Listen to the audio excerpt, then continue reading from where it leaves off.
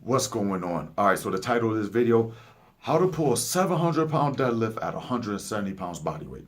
Now, this isn't about me. If you thought that I dropped down to 170 from 198 and increased my deadlift by 200 pounds, now I'm sorry to disappoint you, but there is a man who did this. And not only did he pull 700 pounds at 170 pounds, but he was the first person to ever pull 700 pounds. That means he was racing against men who are 300 pounds. Men who were close to double his body weight, and he beat them to be the first man ever to pull 700 pounds. So I think his technique, his programming, and how he got there is definitely worth looking into. Now, just to let you guys know, I wasn't researching this man, Bob Peoples, that's his name. I actually was just looking into rack pulls. As I talked about in yesterday's video, I started thinking that the rack pulls actually might be a very useful assistance exercise for people like me whose sticking point is below the knees.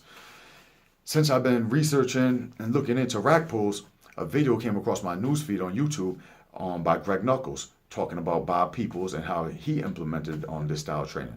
So anyways, what did Bob Peoples do? How did he become the first man to ever pull 700 pounds and do it at 170 pounds body weight?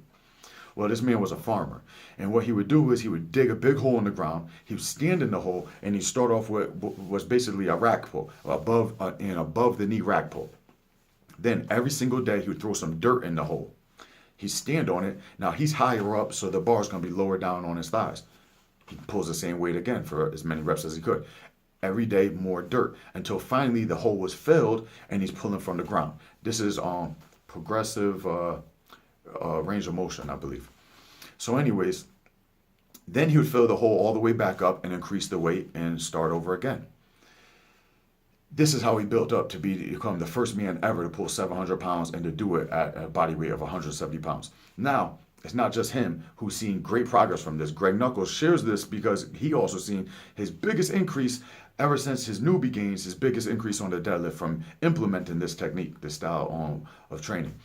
He talks about how he was pulling sumo deadlift and he decided to start using the Bob Peoples method, and he was started off above the knee, with above the knee rack pulls, and then he would lower the pins weekly, keep the weight the same, and lower the pins every single week until finally he was pulling from just 3 inches off the floor. Then he would bring the pins all the way back up and increase the weight. Now here's the key. The whole time he was doing this style training, he was never pulling conventional. Then on a whim, he decided to go back. After all this training for a period of time, he decided on a whim to go back and try to pull conventional, and immediately pulled a 30-pound PR like it was a speed rep. The next day he comes in, or it might have been 2 days later, but whatever, within the same week he comes in again, and he ends up pulling an 80-pound PR. Well, a 50-pound PR because of the 30-pound PR he pulled right before that. So altogether, before he implemented this Bob Peoples style rack pulling, his conventional deadlift PR was 645. Then after he did the style training, without training the conventional deadlift, he came back, and within a week he was pulling 725. So now you combine what he did with what Bob Peoples did, and I definitely think this is worth implementing in my training, if not yours. So that's what I'm going to be doing. My assistance work and my upcoming programming is going to be the Bob Peoples style rack pull. So I'm going to be progressively increasing the range of motion every single week with the same weight until I'm pulling from 3 inches off the floor. And just like with Greg Knuckles, then I'll bring it back up. I'm going to be pulling from just exactly right above my knee to start, and then dropping it down 4 times until I'm 3 inches off the ground, and then bringing it back up and then increasing the weight until I get to the point where hopefully I'm pulling. When I get to the bottom, I want to be pulling what my previous max was for reps.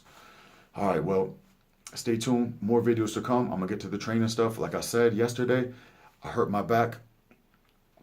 That's why I haven't been uploading, but I'm back at it. And in the meantime, while I haven't really been training, I've been building up my basement gym. So I got a lot of videos, a lot of good videos to come, coming straight from my basement. All right, guys, stay tuned.